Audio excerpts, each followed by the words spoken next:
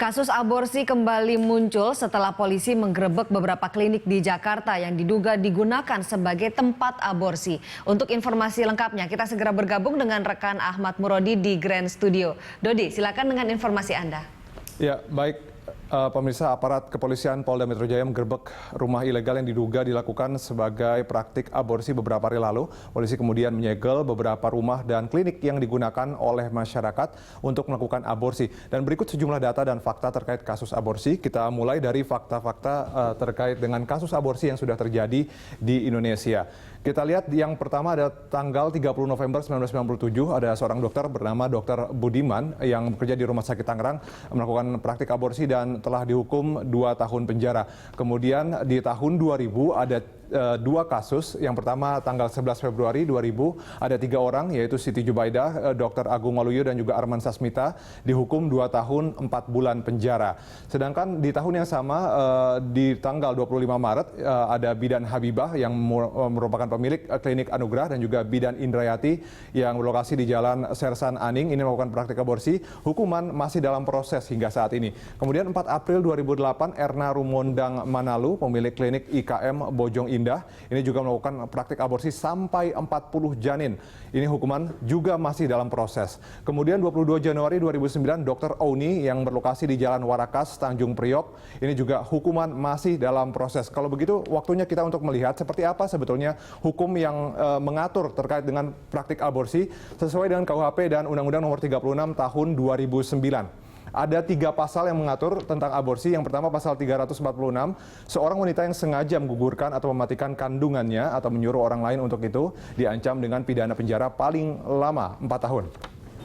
Kemudian kita lihat pasal selanjutnya 347 ayat 1, barang siapa dengan sengaja menggugurkan atau mematikan kandungan seorang wanita tanpa persetujuannya diancam dengan pidana penjara paling lama 12 tahun. Kemudian jika perbuatan itu mengakibatkan matinya wanita tersebut dikenakan pidana penjara paling lama 15 tahun. Pasal terakhir 348 ayat 1, barang siapa dengan sengaja menggugurkan atau mematikan kandungan seorang wanita dengan persetujuannya diancam dengan pidana penjara paling lama 5 tahun 6 bulan. Kemudian jika perbuatan itu mengakibatkan matinya wanita tersebut dikenakan pidana penjara paling lama 7 tahun. Ya memang pemirsa, peraturan Menteri Kesehatan ini juga mengatur bahwa ada aborsi yang boleh dilakukan dengan 2 syarat. Yang pertama apabila aborsi itu dilakukan oleh korban perkosaan. Yang kemudian yang kedua adalah aborsi yang dilakukan karena kedaruratan medis ibu dan anak.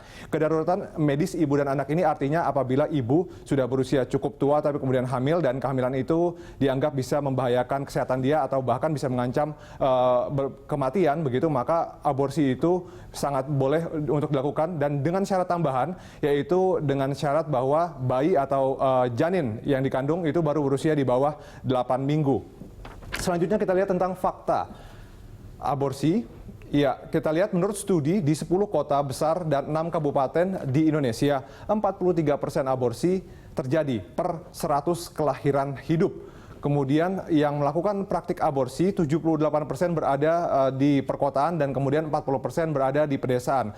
Kenapa lebih banyak di perkotaan? Karena memang berdasarkan data yang kami himpun juga, ini angka pernikahan usia dini juga terus meningkat di wilayah di kota-kota besar di Indonesia dan juga khususnya di Jakarta dan juga beberapa daerah di sekelilingnya seperti Bekasi, Depok, Bogor dan sebagainya. Kita lihat fakta selanjutnya yaitu terkait dengan, ya ini dia, usia ya. Usia umumnya perempuan yang melakukan aborsi di daerah perkotaan itu 15 sampai 19 tahun. Ini juga pertanyaannya kenapa kemudian lebih banyak remaja yang melakukan praktik aborsi? Ini disebabkan karena biasanya remaja itu tidak punya pengetahuan yang cukup terkait dengan pendidikan seksual. Bahkan ada fakta yang menyebutkan 52% remaja di Indonesia itu punya persepsi bahwa ketika mereka melakukan hubungan seksual untuk pertama kalinya itu tidak akan mengakibatkan kehamilan. Jadi mereka tidak takut ketika melakukan hubungan seks untuk pertama kalinya karena menurut mereka 52% remaja di Indonesia itu tidak akan mengakibatkan kehamilan. Itu adalah persepsi dari remaja Indonesia 52%. Kemudian tadi sudah kita bicarakan bahwa memang